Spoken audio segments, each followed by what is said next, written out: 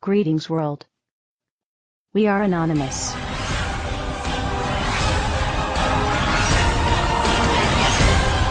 How is it that it seems no one remembers just a few short years ago? These are the steps that we must take. There are plenty of steps we can take right now to start getting our economy back on track. To help create jobs and grow this economy. If we are going to deal with our dependence on foreign oil, If we're going to end our dependence on foreign oil, We'll recruit an army of new teachers. I want to recruit an army of new teachers. make college affordable. Make college more affordable And repair our crumbling roads and bridges. We've got crumbling roads and bridges. Tonight, more Americans are out of work. We still got friends out there and family who are looking for work. At a time when so many people are struggling to keep up. A moment when so many people are still struggling. If you are willing to work with me, If you're willing to work even harder in this election, then I promise you, I promise you change will come.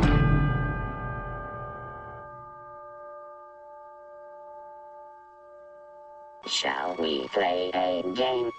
If you see something, say something. Report suspicious activity to local authorities. If you're not breaking the law, if you're not doing anything wrong, then you shouldn't worry what the government is doing. Terrorism, terrorism, terrorism, Al-Qaeda, Mohammed, terrorism, war in Iraq, war in Afghanistan, Al-Qaeda, Osama bin Laden. It's not like my government would ever do it to me. But guess what? You're wrong. Protest is now illegal in the U.S. Move along, citizen.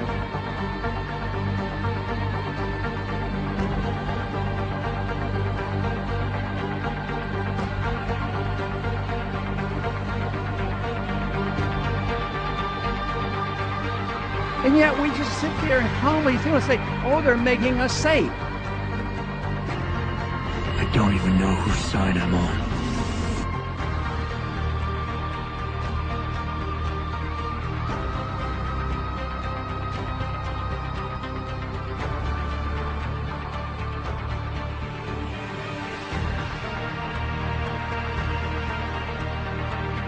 Okay, this is straight out of 1984. We're living in a police state.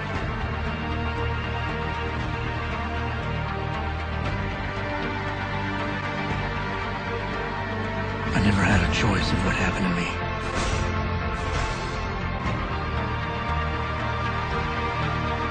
The city is being turned into a police state with militarized riot gear, LRAD machines, and drones overhead.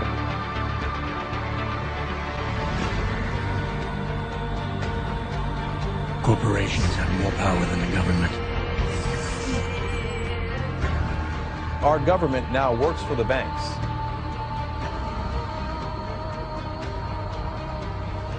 America, the greatest losses to our freedom have come not from someone attacking us, but from the government ignoring the Constitution and the majority letting them get away with it.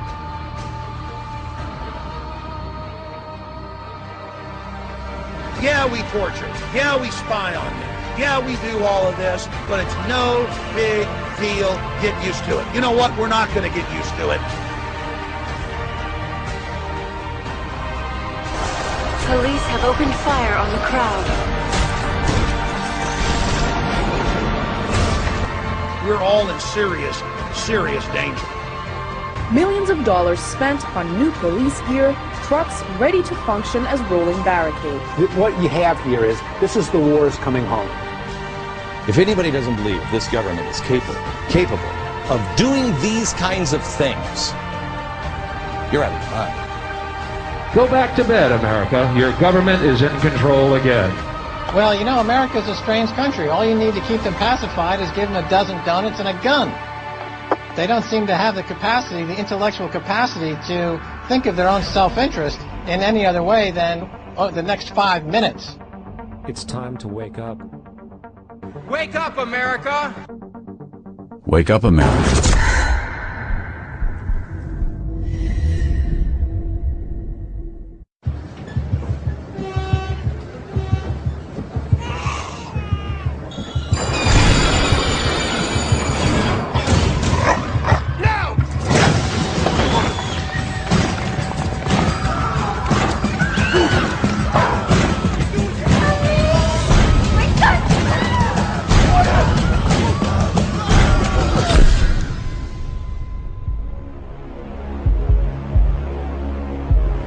First, they came for the writers.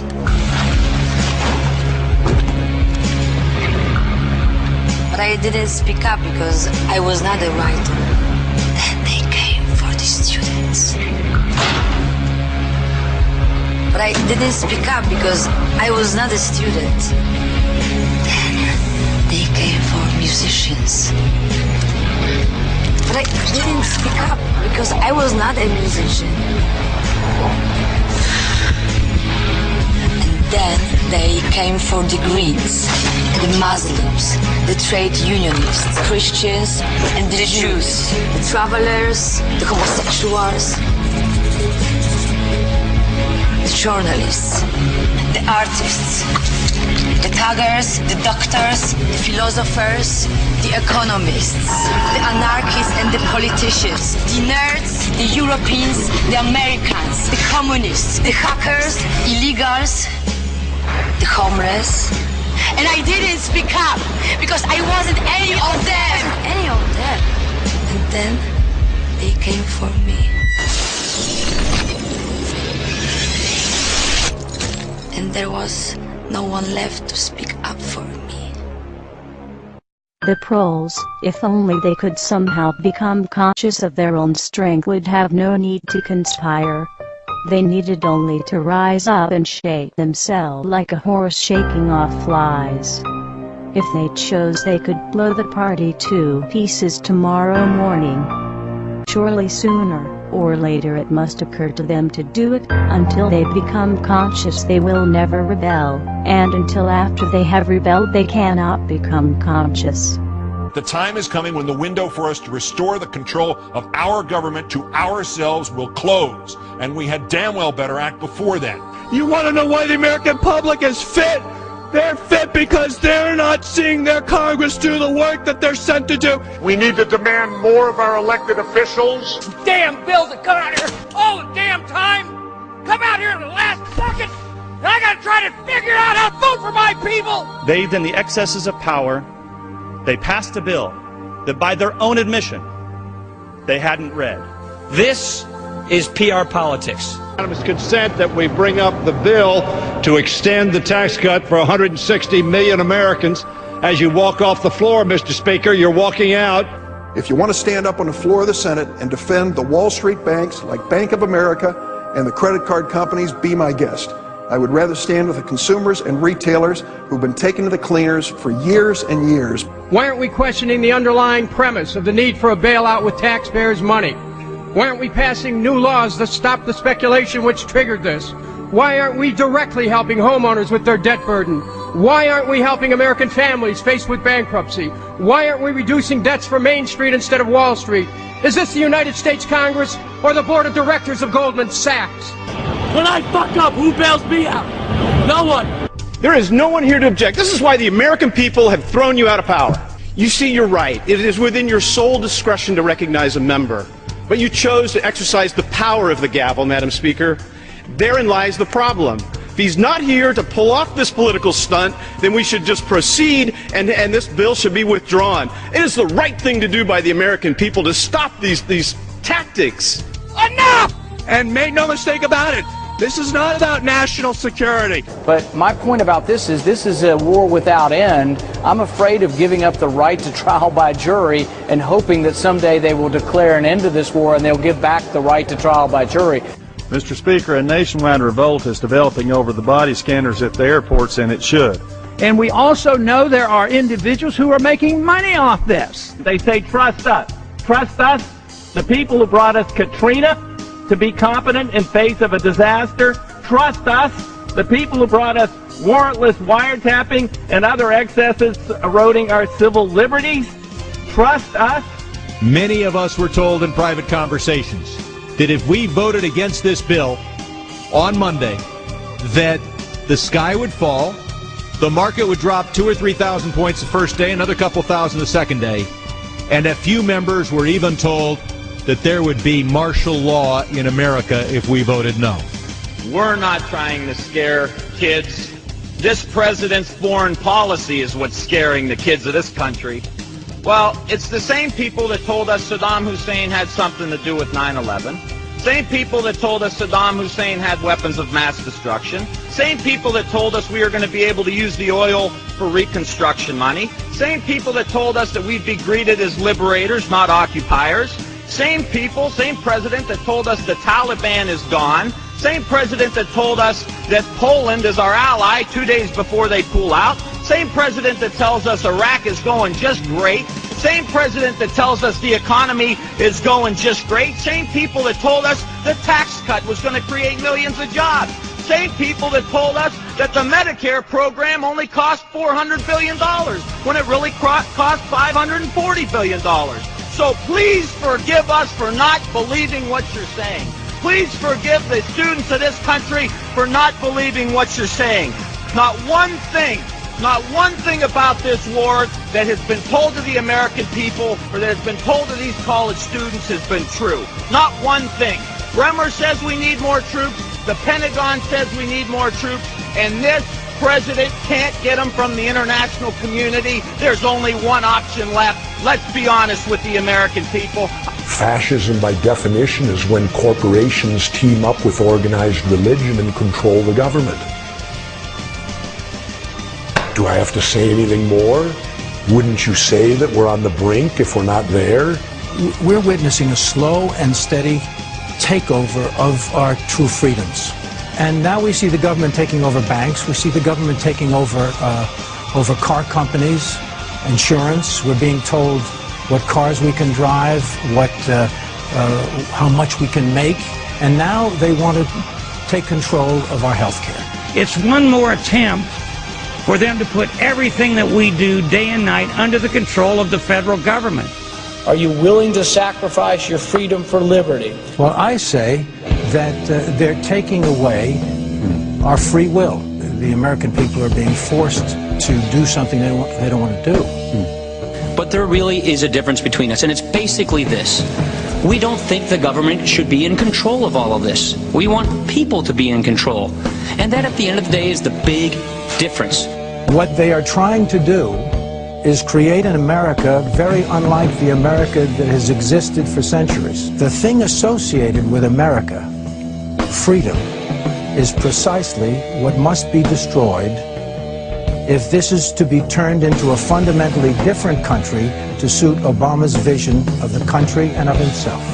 I think he's going way beyond his constitutional powers assigned to the executive branch, which is, by definition, an imperial president. Once again, total power in one person's hands, not the American way.